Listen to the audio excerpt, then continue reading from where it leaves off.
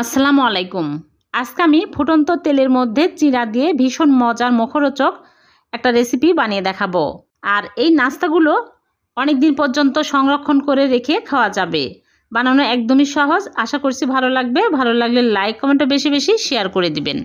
প্রথমে চুলায় একটা লোহার কয়রা বসিয়ে দিয়েছি আর পরিমাণ মতো তেল দিয়ে নিয়েছি। তেল হাই হিটে গরম করে নিয়েছি। এখন একটা ছাঁকনি তেলের মধ্যে বসিয়ে দিলাম। দিয়ে আমি এর মধ্যে দিয়ে দিচ্ছি চিড়া। 1 কাপ চিড়া নিয়েছি, অল্প অল্প করে দিব আর নেড়েচেড়ে ভেজে নেব।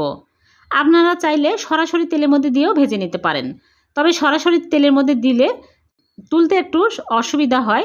আর এই রকম করে যদি ছাঁকনিতে দিয়ে নেড়েচেড়ে ভাজা যায় তাহলে খুব সুবিধা হয়।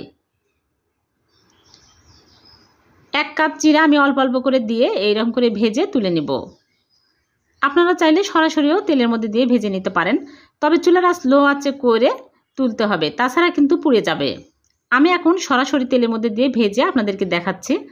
এখন চুলার আঁচ লো আঁচে করে রেখেছি, এইরকম করে ভেজে তুলে নেবেন। সবগুলো চিড়া ভেজে তুলে নিয়েছি। এখন নিয়েছি বাদাম হাফ কাপ, চীনা বাদাম এখন দিয়ে আমি নেড়েচেড়ে ভেজে নেব। দেওয়ার সাথে সাথে ভাজা হয়ে যায়, সময় লাগে না, তেলের মধ্যে দেওয়ার সাথে সাথে ভাজা হয়ে যায়। এখন আমি তুলে প্লেটে রেখে দিচ্ছি। সবগুলো আমি ভেজে নিয়েছি। দেখুন চিড়াগুলো এরকম কুড়মুড়ে হবে। এখন এক সাইডে রেখে দিচ্ছি। আর প্লেট নিয়েছি, প্লেটের মধ্যে একটা খাতার কাগজ বিছিয়ে দিয়েছি। যে কোনো প্লেটই নিতে পারবেন, আমি স্টিলের প্লেট নিয়েছি। এখন এক সাইডে রেখে দিলাম। আর এদিকে চুলে একটা প্যান বসিয়ে দিয়েছি, দিয়ে দিচ্ছি চিনি 1 কাপ। চিনি দিয়ে এখন আমি নেড়েচেড়ে ক্যারামেল করে নিব। দেখুন চিনি গলে সুন্দর কালার চলে আসছে আর চিনি ভালোভাবে গলে গেছে। এখন 2 টেবিল চামচ পানি দিয়ে দিচ্ছি। পানি বেশি দেওয়া যাবে না। দিয়ে চুলার আঁচ একদম লো আঁচে করে রেখে এখন আমি নেড়েচেড়ে এর মধ্যে দিয়ে দিচ্ছি চিড়া। সবগুলো চিড়া আর বাদাম দিয়ে দিলাম, দিয়ে নেড়েচেড়ে নেব। আর দিয়ে দিচ্ছি ঘি 1 চামচ।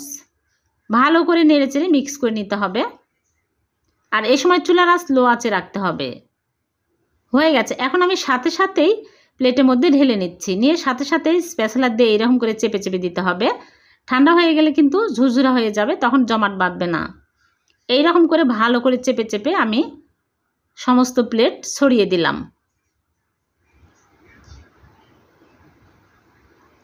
এখন আমি হালকা গরম আছে, এখন এই কাগজটা তুলে ফেলে দিচ্ছি।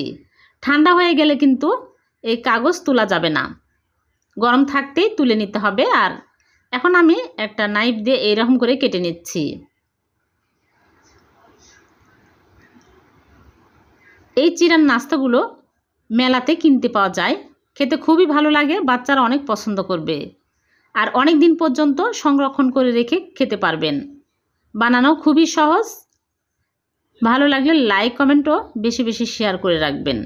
আর চ্যানেলটিকে সাবস্ক্রাইব করে চ্যানেলের সাথে থাকবেন। আর পেজ থেকে দেখে থাকলে পেজটিকে ফলো দিয়ে রাখবেন। আবারও দেখা হবে নতুন কোনো রেসিপিতে। সে পর্যন্ত ভালো থাকবেন। আল্লাহ হাফেজ।